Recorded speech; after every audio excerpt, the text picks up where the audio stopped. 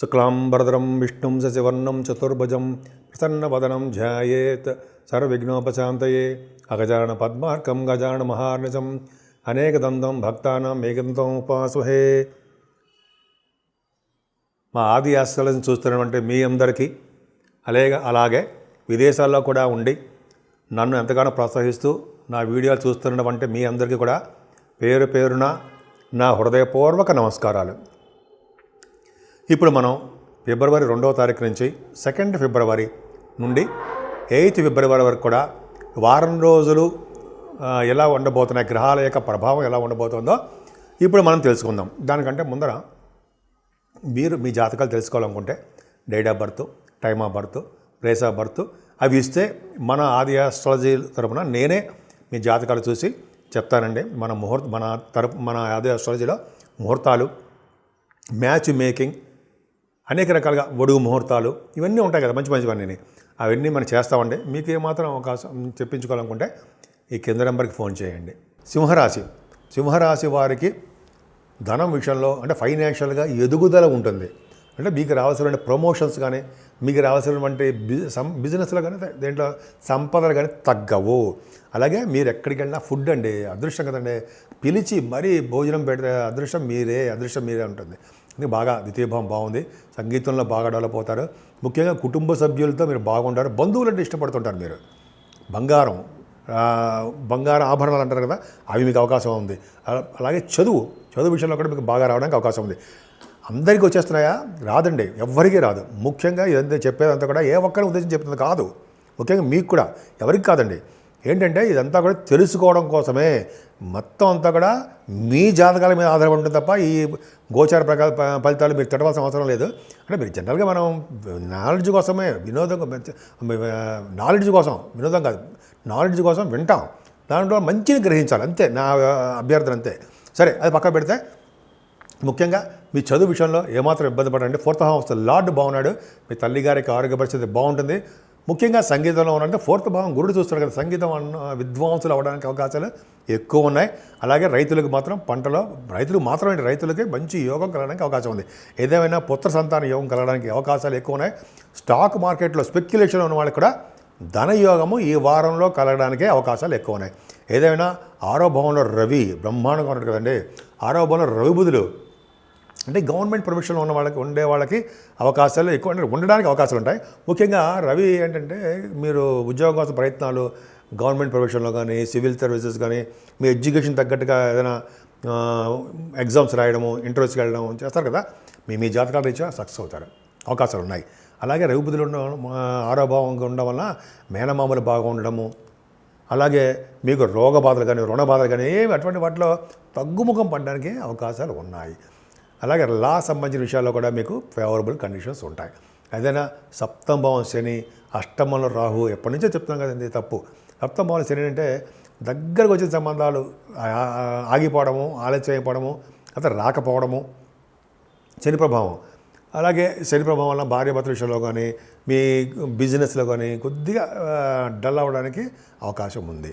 ఇప్పుడు చూడండి, 8వ స్థానంలో చంద్ర రాహువులు ఉన్నారు, శుక్రుడు ఉన్నాడు 8వ స్థానంలో. 8వ స్థానంలో చంద్ర రాహువులు అనేవాళ్ళు మీ 12th హౌస్ లాడు 8మంలో ఉన్నాడు కాబట్టి విదేశ పర్యటన ఉంటుంది.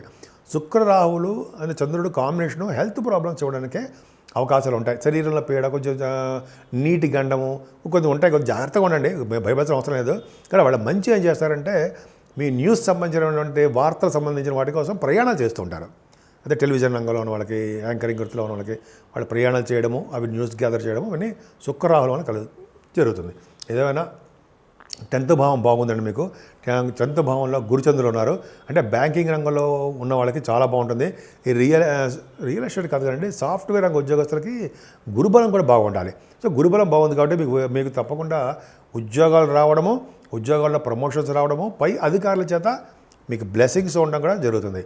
ఏదైనా బ్యాంకింగ్ రంగంలో ఉన్న వాళ్ళకి, లేకపోతే గురు కార్యకర్తలు, ఎడ్యుకేషన్ విద్యా సంస్థలు వాళ్ళకి, వేద పండితులకి వాళ్ళకి ఈ 10th భావం గురుబలం ఉందంటే జనరల్గా లాయర్స్ అంటాం, అడ్వకేట్స్, వాళ్ళకి వాళ్ళ వాదన, వాళ్ళ గురు బలం ఉండాలి కదండి. వాళ్ళకి అద్భుతంగా బాగా యోగిస్తాడని చెప్పచ్చు. అలాగే ధనయోగం కూడా బాగా కలుగుతుంది.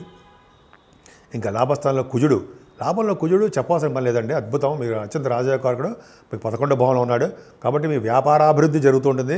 ముఖ్యంగా ఎలక్ట్రిసిటీ, ఎలక్ట్రానిక్స్, కమ్యూనికేషన్స్ అంటాం కదా, ఈ సాఫ్ట్వేర్ ఉద్యోగస్తులకి, రియల్ ఎస్టేట్ రంగం బ్రహ్మాండంగా భూమిగా ఉంటుంది.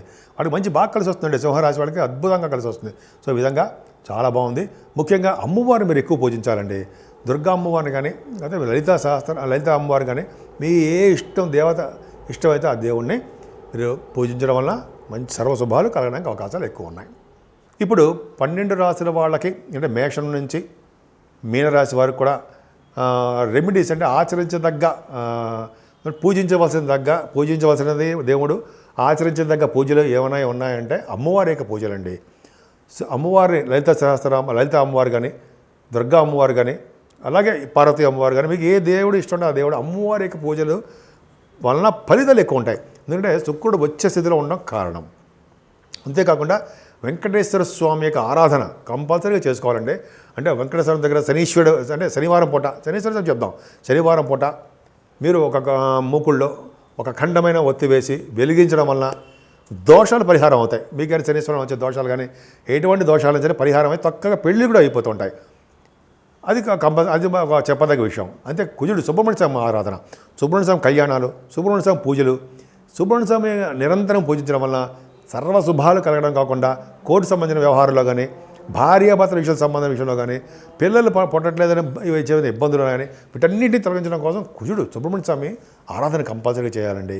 వీటన్నిటికంటే ముఖ్యం ఫైనల్గా చెప్పదగ్గది ఏంటంటే శివాభిషేకాలు, శివారాధన చేసుకోవడం వలన, శివుడికి అభిషేకాలు చేసుకోవడం వలన, శివుడికి విభూతితో పూజించడం వలన, అంటే గంగా స్నానాలు చేయడం వలన, శివుడికి క్షేత్రాలైన దర్శనాలు చేసుకోవడం వలన, అమ్మవారి పీఠాలు దర్శించడం వలన చక్కటి యోగాలు 12 రాశులకు కలుగుతాయండి.